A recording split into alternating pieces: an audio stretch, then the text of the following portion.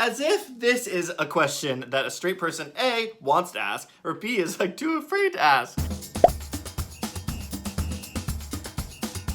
Hi, I'm Isabel, and I identify as queer, and I use she, her pronouns. My name is Sam, and I identify as gay and as gender fluid. I'm Jeff, and I identify as gay. I'm Hanifah, and I identify as queer. I'm Tom, and I'm gay. I don't know what else to say. I sent around forms to a bunch of my straight friends on my social media, sent around at work, and have gathered a bunch of random questions. So let's see what straight people have always been too afraid to ask queer people. Straight people, lay it on me. I mean, yeah. Oh God, wow. Straight in with the personal. I have had sex with the opposite sex. I didn't come out until I was 24, actually, and I was having sex with members of the opposite sex up until then. I think the reason I was so confused and came out so late was because I actually did enjoy it. I did enjoy having sex with women. I wasn't disgusted by it. I wasn't grossed out. I was into it. I think what was missing were proper feelings, which I didn't realize I didn't have until I met my first boyfriend. And that was the first time I was kind of like, oh, this is different. One of the many amazing things that I have experienced with, having sex with the same gender is that consent is a really large part of the conversation. You have to talk about what your limits are, what you like, what you don't like. And so it's that consent's just very much a part of the foundation in a way that when I've had sex with people of a different gender than me, it hasn't necessarily been like that. Cis men especially sort of assume this sort of one sexual narrative that doesn't leave a lot of room for negotiation and exploration. Just that it was a woman. What can I say? Just that it was just that it was a woman.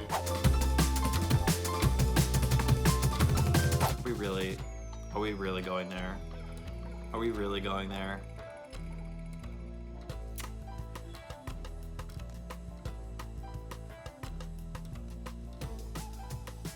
Just come on, who asked this question? No offense, but get it together. Straight people don't need pride to feel normal, to feel loved, to be celebrated. It's just the default. It's literally the default sexuality. Why would you need to celebrate that? I don't know. It's just so awful that, we have situations where we want to celebrate parts of the community that may be undervalued or maybe smaller. And then you have people coming out saying, oh, but what about me? It's like an all lives matter, way of thinking. It's like, and what about me? When's my Pride Month? And I'm just like, you don't need one. You just don't need one. We're always doing that. So. We need to not forget that, Gay Pride was a protest about wanting to be treated the same as everyone else. So if you are the everyone else who's getting treated, the best way, why would you need to, what are you protesting? So, what do you want? What more do you want? What more do you want? You've had rights since the beginning of time, so... Let us have this 1 month, let us have this time to celebrate how far we've come and how far we need to go. First of all, straight Pride Month would be boring as There would just be a lot of food with mayonnaise everywhere. So everyone has to wear hush puppies, a lot of tropical house music. The Westboro Baptist Church, they would pay for the whole thing, sponsor it, they get the banners made. a country music festival where you're drinking beers. Oh, Nickelback would play. Oh no. J.K. Rowling would have her whole. She would have the turf stage. It would just be awful if there was straight pride. I'm sorry.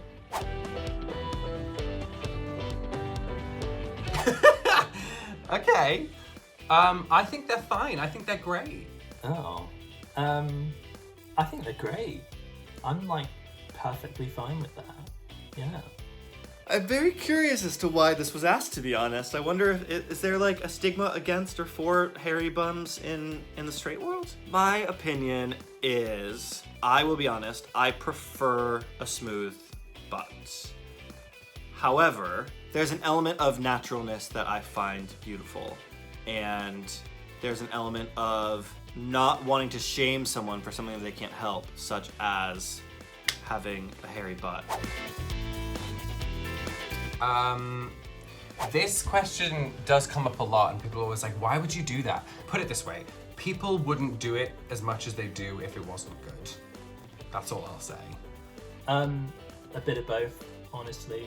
I mean, sometimes I have, and I'm just like, oh my god, yes! And then sometimes I'm just like, nah, this is, I can't anymore. And also, if you're uncomfortable, if you're not in the right mood, or if you're anxious or nervous, you can be a little bit more tense, and then that will make it less pleasurable. So I think they kind of, to be more pleasurable, you really, you need to be comfortable with the partner that you're with, and be comfortable saying what you like and what you don't like. It's the same that they say with women in sex. Yeah. Yes, yeah, definitely. There were moments, definitely, when I was younger. Especially when I was younger, definitely wished I was straight. And I don't know, I think you just equate that with life being easier. I think that's the main thing. It's just like, it would just be so easy if I was. Maybe for like a little bit when I was like really young, before I really knew what like being gay was, like there's definitely a feeling of being different. That's something that maybe can be a bit challenging, because when you're young and you're around loads of other people your age, you just want to fit in. You just kind of want to be normal, and you don't want anyone to notice you, and you just like want to disappear, and your body's changing and it's all gross. I wished I was normal. I wished that I fit in. And the reason I didn't fit in was because of my sexuality. So I think there were times that I wanted to be straight just because I wanted it to be easier. But since coming out, I have not wished I love being queer. It's amazing. I'm very proud of the person I am today, and I'm very proud of who I've become and what I stand for.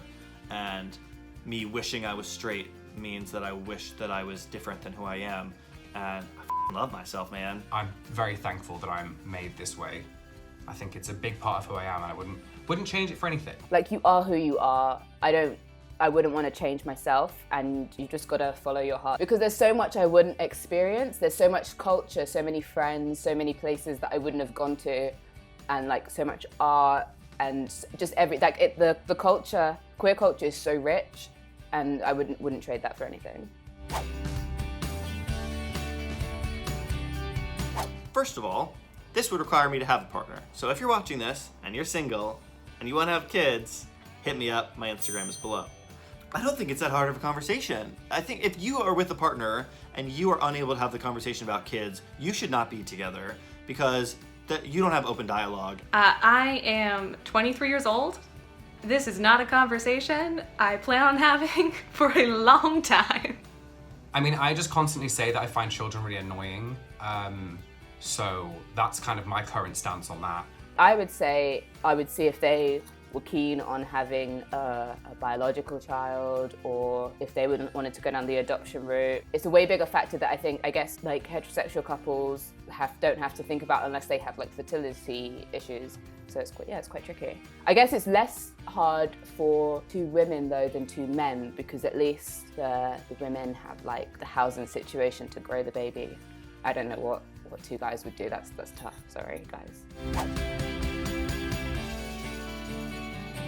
I mean, I didn't tell my parents I was gay till I was like 17, which for some people is very old and for others is very young. I think that's like a sort of middle of the road type of age. My parents were like, yeah, cool, fine. Honestly, within 10 minutes of me saying it, the conversation had moved on. I'm lucky that they were totally fine with it, because they saw it coming.